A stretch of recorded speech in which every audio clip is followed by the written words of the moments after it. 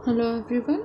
आज हम क्लास 7 के लिए चैप्टर नंबर 11 एनसीईआरटी बुक से पेरीमीटर एंड एरिया करेंगे और उसके हम आज मेन कॉन्सेप्ट्स और रिजल्ट्स को पढ़ने वाले हैं। ये उसका जो इंट्रो पार्ट है उसे हम करने वाले हैं।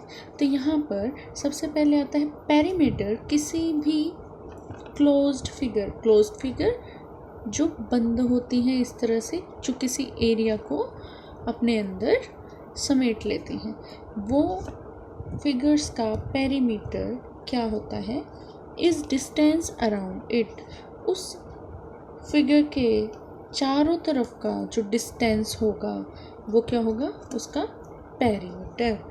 अगर इसके लिए बात की जाए तो इसका पेरीमीटर क्या होगा, ये साइड प्लस ये साइड और ये साइड, इन चारों साइड्स को हम क्या कर देंगे, प्लस कर देंगे। मान लीजिए ये हमारी ए है सभी साइड्स, तो हम ए प्लस ए कर देंगे और ये क्या होगा, पेरीमीटर होगा इस फिगर का। और पेरीमीटर को हम किससे दिखाते हैं, पी से, कैपिटल पी से हम इसे इंडिकेट करते हैं, किसे, पेरीमीटर को। Is the measure of part of plane और region enclosed by it. Area क्या होता है, एरिया जो भी वो क्लोज्ड फिगर उसके अंदर स्पेस को घेरती है, एनक्लोज करती है, उसे एरिया कहा जाता है। पेरीमीटर, उसके चारों साइड्स को हम ऐड कर देते हैं और उन चारों साइड्स के अंदर जो भी चीज़ बंद होती है उसे हम उसका एरिया कहते हैं। अब पेरीमीटर ऑफ रेगुलर पॉलीगन, यहाँ रेगुलर पॉलीगन क्या होता है, वो एक क्लोज्ड फिगर होती है जिसकी सभी साइड्स क्या हैं, इक्वल हो या बराबर हो, वो एक रेगुलर पॉलीगन होता है। अब पेरीमीटर रेगुलर पॉलीगन का क्या होता है, हम क्या करते हैं, उसको नंबर ऑफ साइड ले लेते हैं उसकी और उसकी लेंथ ऑफ वन साइड, क्योंकि सभी साइड इक्वल होंगी तो एक साइड की लेंथ को उससे मल्टीप्लाई कर देते हैं।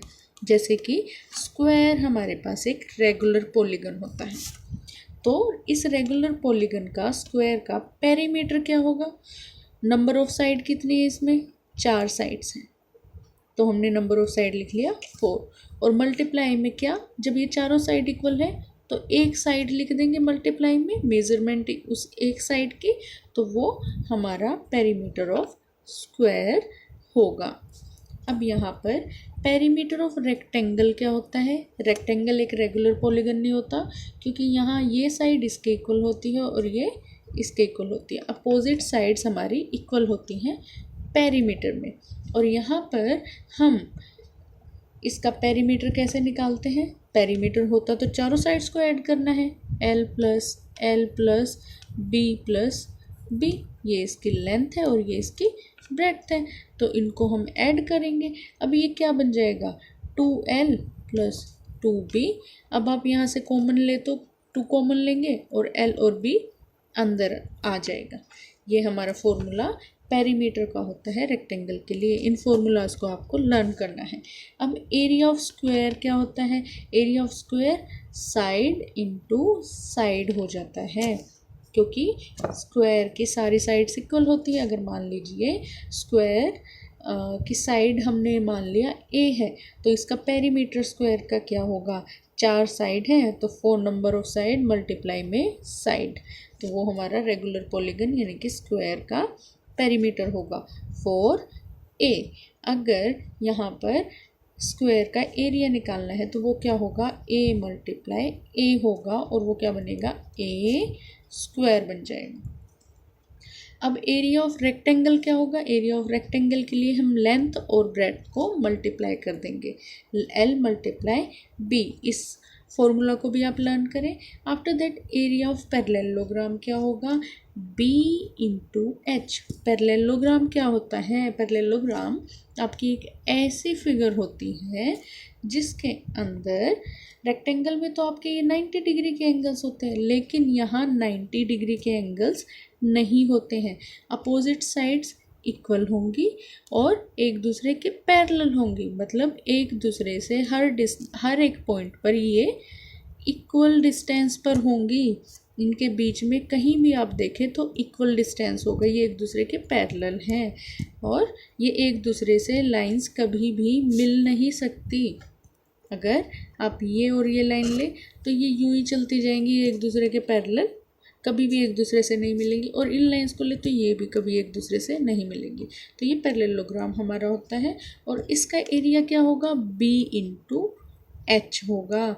इसकी हाइट हम h लेते हैं और b क्या है हमारा, बेस, और ये हमारा एरिया ऑफ पैरेललोग्राम होगा। इसे भी हम लर्न करेंगे।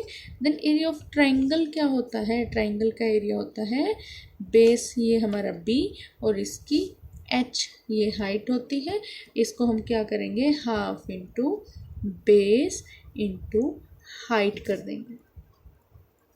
अब यहाँ पर आपको the distance around a circle is known as its circumference. अब बाकी के पॉलीगन्स में, बाकी के फिगर्स में हम क्या लेते हैं, डिस्टेंस अराउंड हम पेरीमीटर बोलते हैं, लेकिन जब सर्कल की बात आती है तो हम उसे क्या नाम देते हैं, सर्कमफ्रेंस।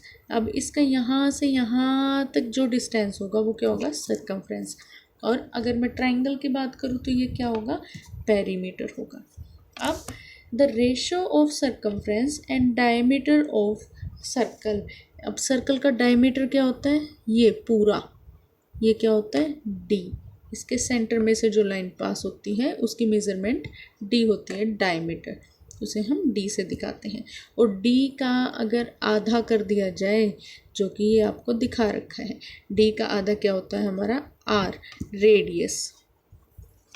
अब यहाँ पर the ratio of circumference and diameter of circle is a constant and is denoted by pi. अब जो इनकी रेशो होती है, इसकी सर्कमफ्रेंस और डायमीटर की, सर्कमफ्रेंस और डायमीटर की जो रेशो होती है, सर्कमफ्रेंस अपॉन डायमीटर, उसको हम किससे दिखाते हैं, पाई से दिखाते हैं। वो हमेशा कांस्टेंट होती है। कांस्टेंट पाई की वैल्यू क्या होती है, 22/7 होती है, या फिर 3.14 इसे हम डिवाइड करके लिख सकते हैं। तो ये 22/7 ही होती है, हमेशा चेंज नहीं होती। अप्रोक्सीमेट वैल्यू ऑफ पाई हमको 22/7 और 3.14 दी है। अब circumference of circle of radius r। अब इसके सर्कमफ्रेंस को हम किस फॉर्मूला से दिखाएंगे, वो होगा 2πr, 2πr से हम इसे दिखाते हैं।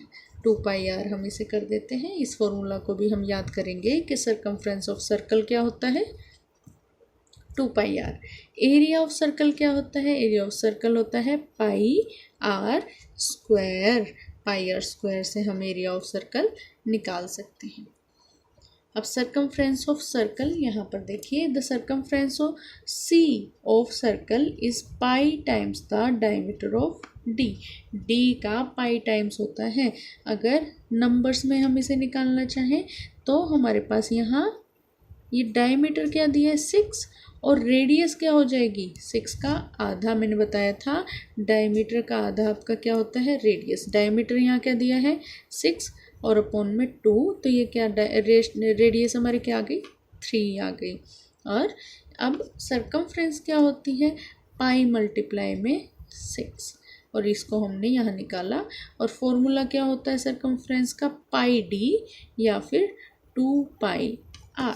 2πr कैसे बना, d क्या होता है, d हमारा क्या होता है, 2r होता है। कैसे होता है 2r, क्योंकि r हमारा हमने पढ़ा d/2 होता है। अगर 2 को यहाँ मल्टीप्लाई कर देंगे तो ये क्या बन जाएगा, d = 2r बन जाएगा। इस तरह से ये होगा। आप इन फॉर्मूलाज को लर्न करें।